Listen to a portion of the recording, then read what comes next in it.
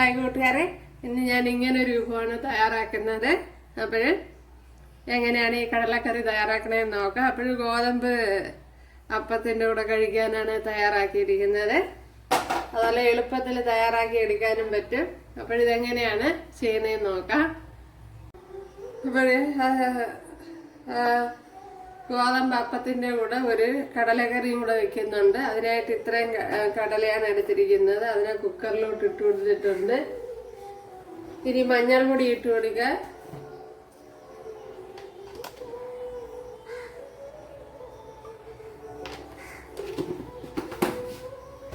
അതുപോലെ ഉപ്പിട്ട് കൊടുക്കുക. അപ്പോൾ പല ടൈപ്പ് കടലക്കറി ഞാൻ ഇട്ടിട്ടുണ്ട്. ഒരുപാട് രീതിയിൽ ഇട്ടിട്ടുണ്ട്. ഇത് വേറൊരു രീതിയിലാണ് ചെയ്യുന്നത്.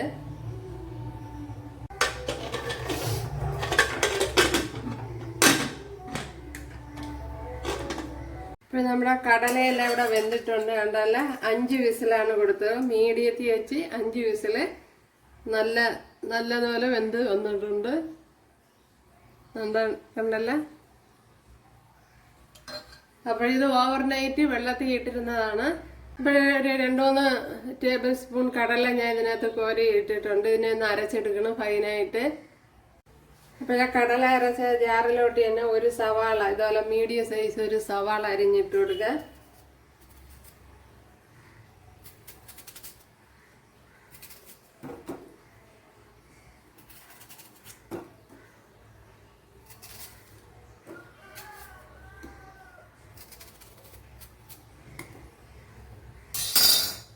അപ്പോൾ ഇതിനെ ഒന്ന് ഫൈനായിട്ട് അരച്ചെടുത്തോണ്ട് വരാം. ഫൈനായിട്ട് അരച്ചുകൊണ്ട് വന്നിട്ടുണ്ട്. ഇവിടെ ശകലം ഓയിൽ ഒഴിച്ചു കൊടുത്തിട്ടുണ്ട്. അതിലേക്ക് ഈ 5-6 വെളുത്തുള്ളി, അതുപോലെ ശകലം ഇഞ്ചി കണ്ടല്ല, ഇഞ്ചി ഇത്ര ഇട്ട് കൊടുക്കുക. അതുപോലെ 2 പച്ചമുളക്, അതുപോലെ ഇതുപോലത്തെ 2 ശകലം കറി ലീവ്സ്,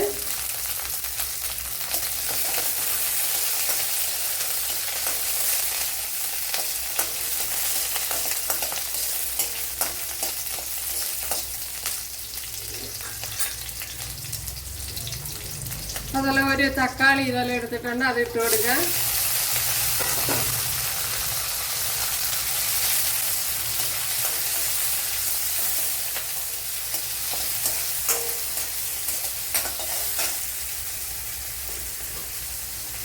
സവാള അരച്ച പേസ്റ്റ് ഇട്ട് കൊടുക്കുക.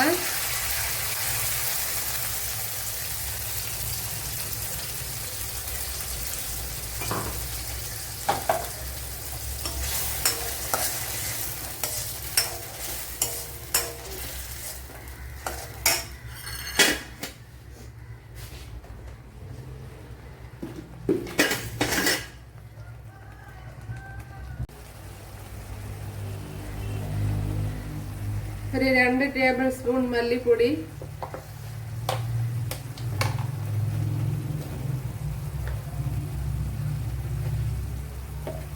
ഒരു ടേബിൾ സ്പൂൺ മുളക് പൊടി. ഇത് കാശ്മീരി മുളക് പൊടിയാണ്, എരിവില്ലാത്ത. 1/2 ടീസ്പൂൺ മഞ്ഞൾ പൊടി, ശകലം മസാല, 1/2 ടീസ്പൂൺ മസാലപ്പൊടി, അതുപോലെ ശകലം കുരുമുളക് പൊടി, 1/2 ടീസ്പൂൺ കുരുമുളക് പൊടി,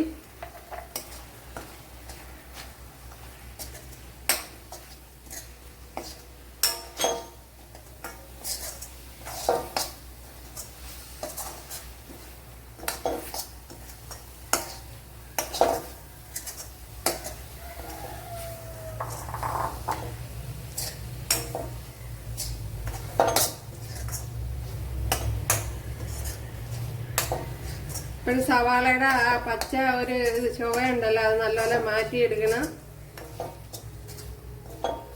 അതുപോലെ പൊടി ഐറ്റങ്ങളുടേതും അങ്ങനെ തന്നെ.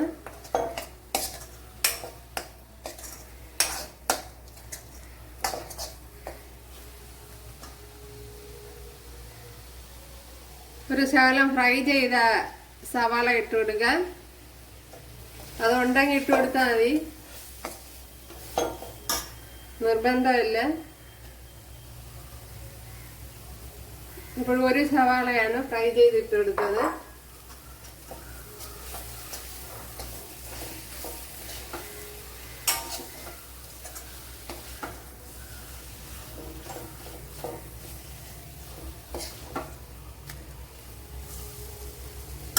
ഇനി കടല ഒഴിച്ചു കൊടുക്കാം. കടലയുടെ എല്ലാ വെള്ളവും ഞാൻ എടുത്തില്ല, കുറച്ച് മാറ്റി വെച്ചിട്ടുണ്ട്. തികഞ്ഞില്ലെങ്കിൽ എടുക്കാൻ. വെള്ളം കൂടിപ്പോയാൽ പിന്നെ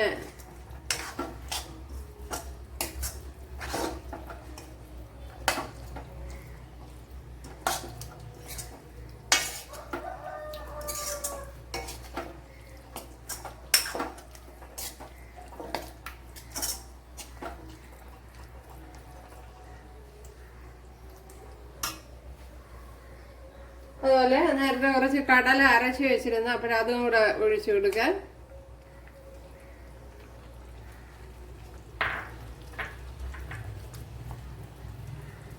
അപ്പോൾ ഇങ്ങനെ കുറച്ച് കടല അരച്ച് ചേർക്കുമ്പോൾ നല്ല കൊഴുപ്പ് കിട്ടും.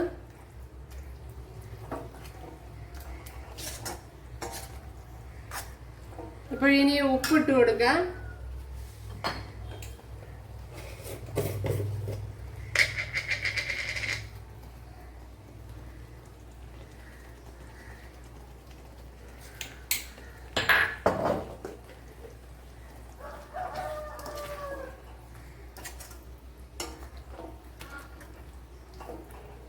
അപ്പോൾ ചാറ് നല്ലപോലെ കുറുകി വന്നിട്ടുണ്ട്. അപ്പോൾ കുറച്ച് കടലയുടെ വെള്ളം ഒഴിച്ചു കൊടുക്കാം.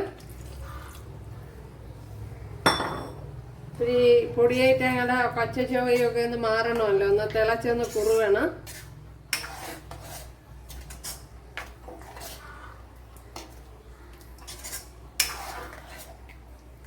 ഉപ്പുണ്ടോ എന്ന് നോക്കാം. നല്ല കുറുകിയ ചാറോട് കൂടിയാണ് കിട്ടിയിരിക്കുന്നത്.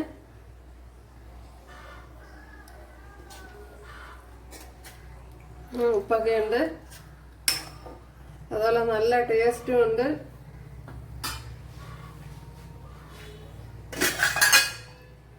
ഇനി ഒന്ന് അടച്ചു വെച്ച് കൊടുക്കുക. അതൊന്ന് തിളച്ചൊന്ന് മസാലയൊക്കെ ഈ ഓയിലൊന്ന് തെളിയണം. അതുവരെ ഒന്ന് അടച്ചു വെച്ചിരിക്കാം.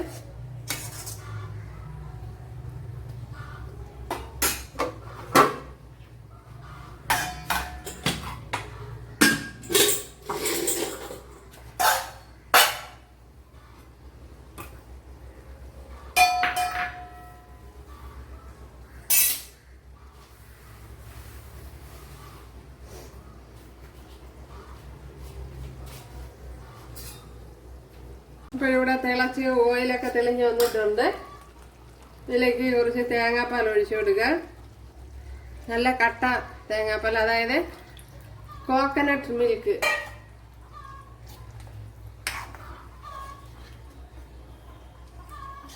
അപ്പോഴാദ്യമേ വെള്ളം അഡ്ജസ്റ്റ് ചെയ്തെടുക്കണം, അല്ലെങ്കിൽ പിന്നെ ശരിയാവില്ല. അപ്പോൾ ഇനി തീ ഓഫ് ചെയ്യാം.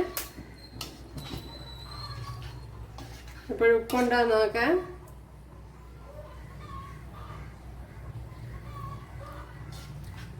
ഉപ്പും എല്ലാം പെർഫെക്റ്റ് ആയിട്ട് കിട്ടിയിട്ടുണ്ട്.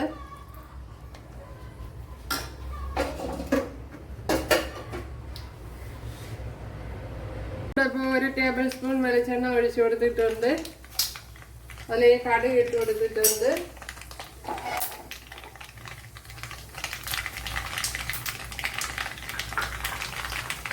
രണ്ട് കൊച്ചുള്ളി അരിഞ്ഞത് ഇട്ട് കൊടുക്കുക.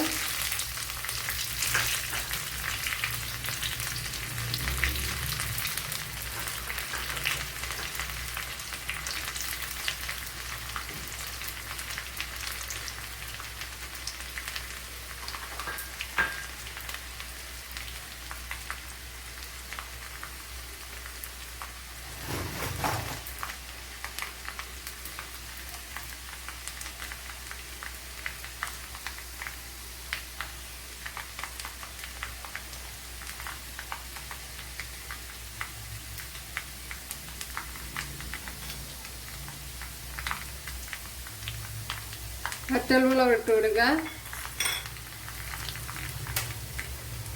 കറി ലീവ്സ് ഇട്ട് കൊടുക്കുക.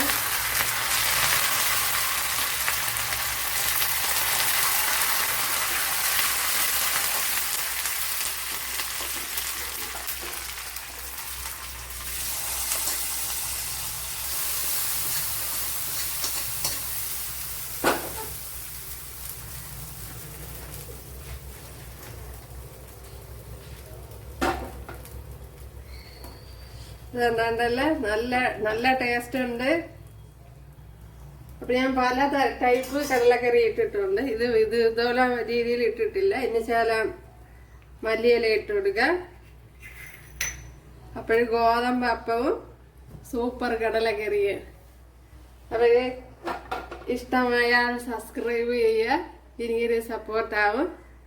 അപ്പോഴടുത്തൊരു വീഡിയോ ആയിട്ട് കാണാമെന്ന് പറഞ്ഞുകൊണ്ട് എല്ലാവർക്കും താങ്ക്സ്.